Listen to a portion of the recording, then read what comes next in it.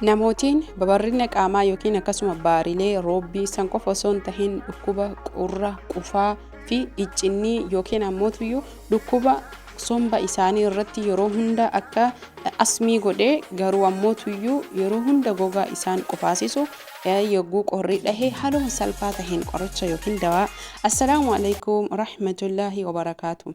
Ashama harka fuune Oromoo koo guutu jirra jirtu amantii kutaan osoo waliin qoodin baga jiraattan. Kana sitti argitan kun lubaan addakhar jedhama yookiin ammoo hixaana mana keenya keessatti aarsinu. Gosni kun gosa hedduudha, yeroo hedduu isiniif hojjadhee jira.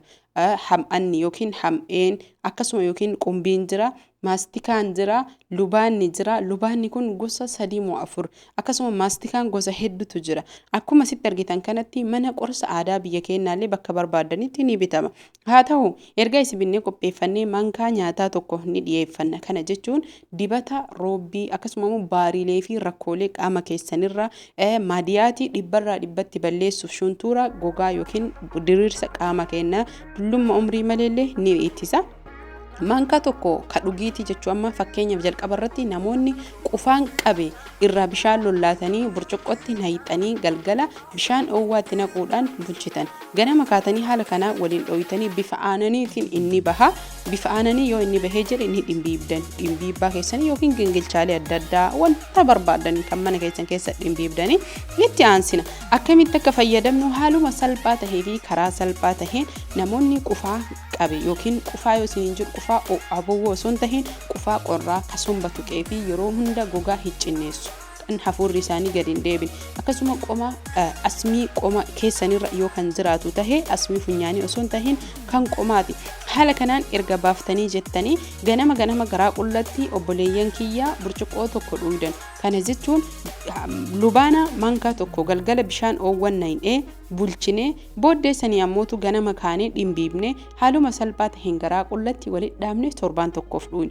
Hordoftoota fi kabajamtoota kiyya lubaanni dhukkuba qufaa yookiin ammoo nama hiccineessu akkasuma dhukkuba asmii dhukkuba sombaa qofa osoo hin tahin dhukkubolee qaama keenya keessatti dhiiga keenya keessatti kaansarii dhiigaa akkasuma kaansareelee mar'imaanii fi saffisaan dhiigni keenya akka qulqullaa'u nu gargaara. Lubaanaan faayidaa qaama keenya keessatti dhukkubolee hedduuf faayidaa guddaa kan qabuu fi bu'aa guddaa kan qabudha. Haaluma salphaa taheen namoonni maadiyaatii qabdan ammoo karaa kanaan sirriitti fayyadamuu ni dandeettan. Maadiyaati inni tokkoffaan warroota qufaa akkamitti akka dhuydanii itti aansuun ammoo maadiyaatiif dhugaatiin lubaanaa ganama garaa qullatti yoo dhuydanii jettan torbaanitti allam akka gogaan keessan hin shunturre yookiin ammoo haaluma salphaa taheen kolijiinii qaamni keessan akka argatu isin gargaara. Haa ta'u kan dibata maadiyaatii balleessuuf kolijiinii fuula keenyas tahee kolijiinii qaama keenya akka qaamni keenya diriiree lallaafee bareedu kan nu gargaaru kan itti aanu hanga xumuraatitti viidiyoo kana ilaala. Asumaan namoonni viidiyoo kiyyaaf yookiin chaanala Razaan Orootiif haaraa taatan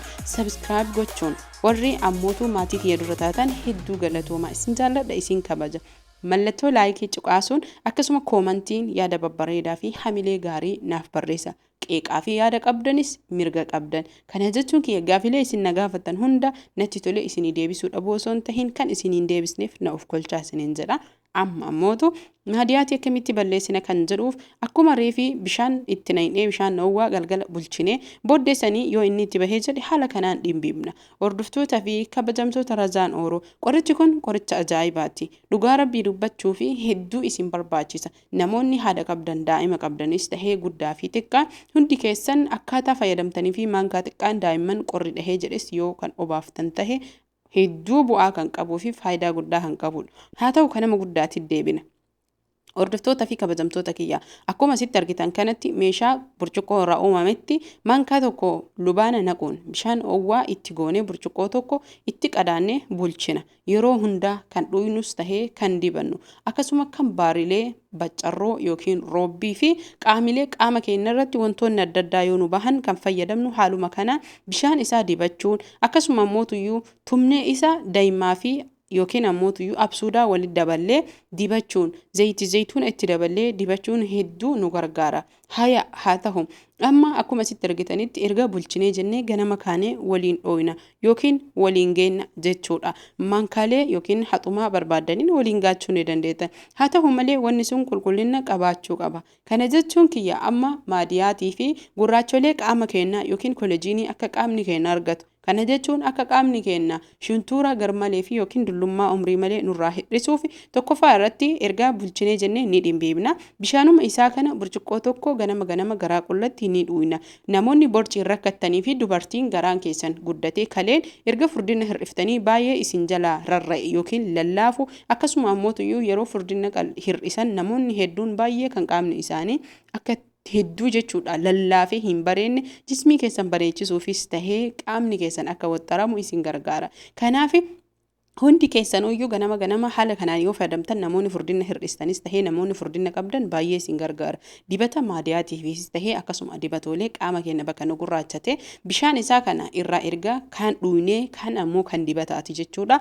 Saanii yookiin distii sirritti qulqullina qabu. Kana jechuun kiyya foolii nyaataa urgooftuu adda addaa barbarii fi qimammiilee adda addaa kan hin qabnetti naqanna. Booddeessanii harcee boqqolloo yookiin nashaa jechuudha. Namoonni hedduun harcee boqqolloo Afrikaan qopheesse biyyallee ni jira. Dhugaadha. Gaafa nu biyyaa baanu biyya keenya wantoonni akkanaa jiraachuu baatanis shamarran keenya hedduun waan biyya keenya hin jirre itti fakkaatanii yaaduu ni danda'an yookiin ni mala.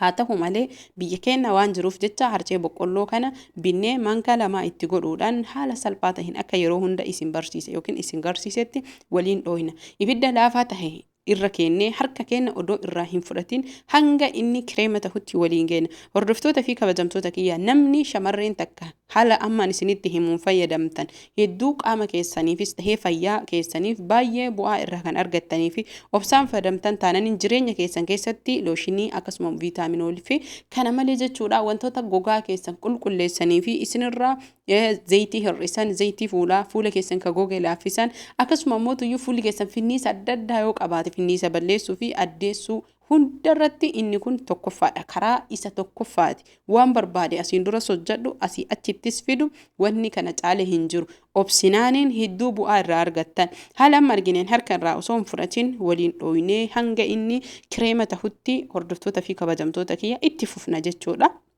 Asirratti kan ani isinii ibsuu qabu inni kun akka muuqititti erga furdatee wal fudhatee jedhee maal goona isinitti fakkaate irraa buusnee haa inni qabbanaa'u eeyne wantoota nu barbaachisaniin walitti mayna. Kana jechuun kiyya kan qaama dibannuu fi kan fuula dibannu garaagara goona jechuudha. Kan qaama dibannu maal itti edaana? Kan fuula dibannu maal itti edaana? Kan jedhuuf isin hanga xumuraa qofatti viidiyoo kana ilaaluudhaan mallattoo laayikii cuqaasuudhaan namoonni maatii kiyyan taane viidiyoo kana argitan subscribe gochuun na wajjin turtii gaarii isiniin jedha. Daddafaa jira asitti akkuma asitti argitan kanatti kan fuulaati viitaamin C akkasuma viitaamin E fi looshina fuula keenyaallee itti dabaluu ni dandeenya. Garuu ammoo yoo isinii danda'ame viitaamin E fi viitaamin C akkasuma kireema kakaawaa batar yookiin ammoo baaziliinii qofa itti godhuudhaan meeshaa qadaada qabu kan looshina keessan keessaa dibattanis tahuu ni danda'a. Meeshaa qulqullina qabuun nayxanii keettan galgala fuula keessan akkuma kireema kamii akkuma looshina kamii dibattanii raftan ganama kaatanii saamunaan dhiqattan galgala osoo hin dibatinis fuula qulqulluu beekamaadha jechuudha. Kanaaf haala kanaan itti fayyadamtan jechuudha. Hordoftoota fi kabajamtoota kiyya kan fuula haala kanaan yoo fayyadamne looshinii qaama keenya yookiin qaamni keenya akka baay'ee laafu urgaa'u akkasuma gammachuu jireenya keenya keessaa gaa'ela yookiin abbaa manaa keenyas tahee namoota walumaa galatti qaamni keenya akka hedduu uf jaalatuu fi gammannu jiruu gaarii fi bareedduu nu shamarran jechuudha bareedin irratti xiyyeeffannee kan jiran. Anis ni beeka isinis ni beektan. Eeyyan dhugaadha namoonni dhiiraa hin hubatan yookiin hin beekan taha. Akkuma sitti argitanitti bishaan lubaanaa yookiin lubaanaa reef halkan bulchine dhimbiibanne san jechuu itti fufee jira hojiin keenya ni dhimbiibanne bulchine saanitti naqanna. Akkuma reefa sitti argitan yookiin reef hojjenne sanitti harcee boqqolloo yookiin ammoo kireemicha reefi sanis bakka lama qooduu hin dandeenya. Erga haala kanaan qoonnee geessinee maal itti mayna wantoonni itti maytuutu jira. Hordoftoota fi kabajamtoota kiyya kireemni reef fuulaaf hojjenne sunis irraa qoonnee ka qaamaa godhuu ni dandeenya. Kana jechuun kiyya osoo viitaamin A fi viitaamin E akkasuma looshinii fuulaa itti hin makin jechuu barbaadetti hubadhaa asirratti sirritti ka isinii galuu qabu. Kireema lubaanaa dhiifamna of kolcha lubaanaa irraa hojjannee fi akkasuma ammoo haaluma salphaa taheen ibidda irratti harcee boqqolloo wajjin wajjannee qofa irraa hir'ifannee booddee sanii viitaamin C baay'ee osoo hin tahin kiniinii yoo taate kiniinii firii lama akka kiniiniitu jira yeroo hedduu barsiisee jira yoo viitaamin E akka bilqaaxii yookiin ammoo tuyyuu akka dibata viitaamin C ti jiraatu taate dhabbii 2-3 itti gootanii booddee sanii kireema sooftii niifiyaa akkasuma joonsiin kireemni isin barbaadan girisiliiniitu jira loshiniin girisiliinis tahee kireemni girisiliinii yoo itti daatan hedduu qaama keessan laaffisuu fi urgeessuuf illee baay'ee bareedaadha. Kana jechuun qaama keessan takka hin balleessu kireema filatamaa qaama keenya addeessuuf bareechisuuf qulqulleessuuf tahee akkasuma mootuyyuu keessattuu namoonni gaa'ila keessa jirtan akka qaamni keessan qaama abbaa manaa keessanii irraa adda ta'u lallaafee uumamaan dubartiin qaamni isaanii lallaafadha